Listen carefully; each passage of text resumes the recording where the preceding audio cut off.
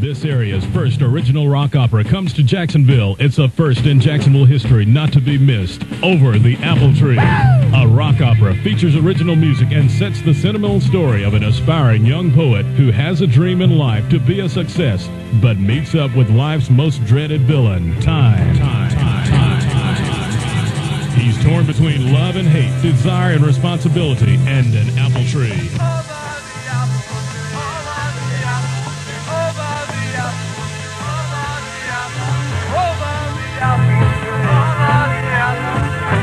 Over the Apple Tree, a rock opera will be performed Friday, Saturday, and Sunday, March 21st, 22nd, and 23rd at Ernest Stone Performing Arts Center, 8 p.m. each night. Don't miss this history-making event, the area's first original rock opera, Over the Apple Tree, sponsored by the JSU Drama Department. For ticket information and reservations, call 231-5648 for Over the Apple Tree, a rock opera.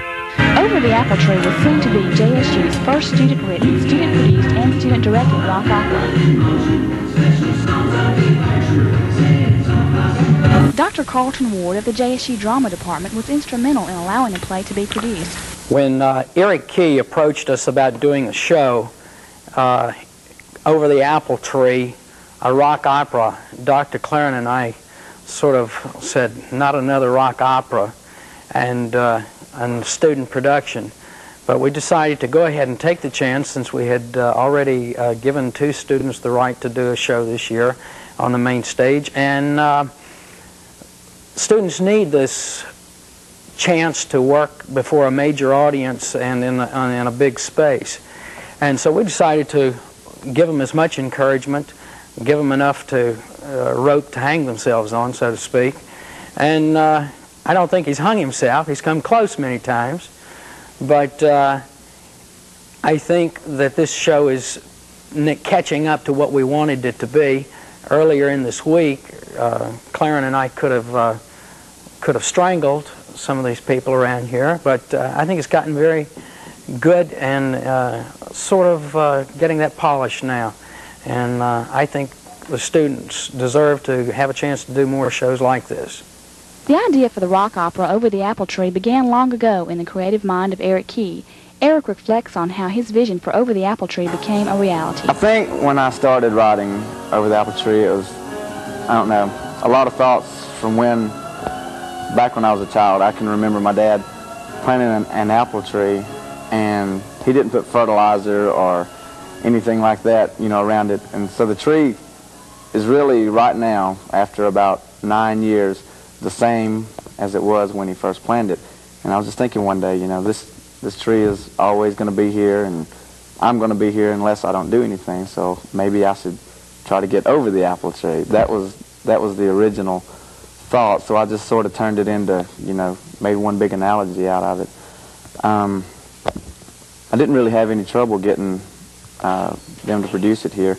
In fact, before I even finished the play, he'd already told me that that he would do it, after he read it, if Dr. Claren liked it, that I could do it. So I did, and we've had all their support, and all the characters, they're pretty much of what I intended whenever when I imagine the characters in my mind. Lights, camera, action. Long, hard hours before those words are spoken is the behind-the-scenes work, where the unsung heroes of the production strive for perfection, from applying just the right makeup to creating the perfect sound. Wait, ask me another question. Assistant Director Sheila Grissett talks about her role in the production.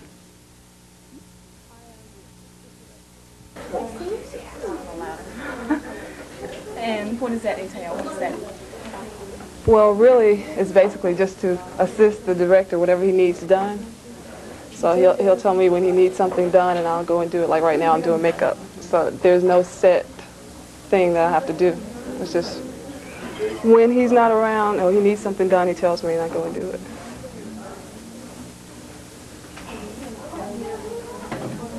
Wonder how I got involved? How'd you get involved with this? I got involved with this play. I was taking a directing class, and I thought we'd be in class reading a book about directing.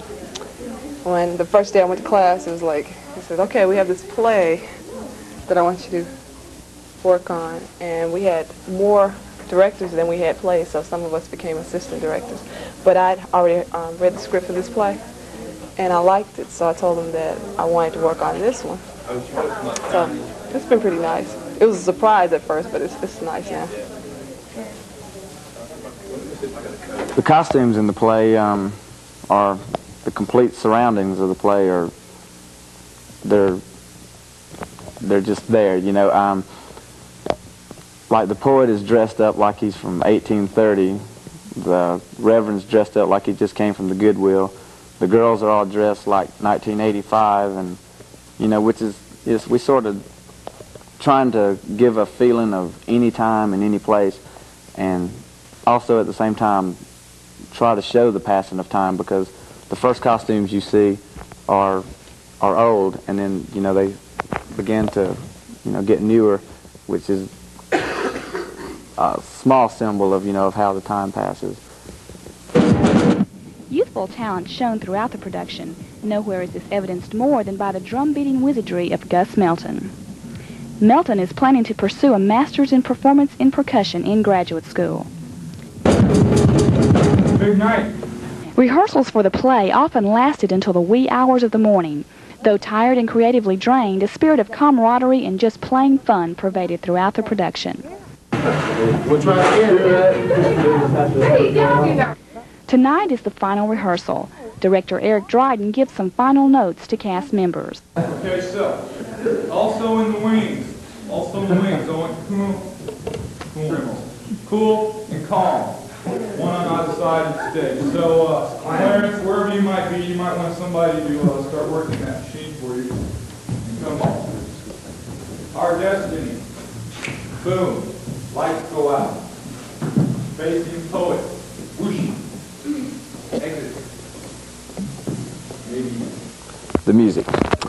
The music is for thinkers, I guess. For people that like to listen to words. The words, I think, are real important in it, just because they all express something that was in poet's mind, which probably is in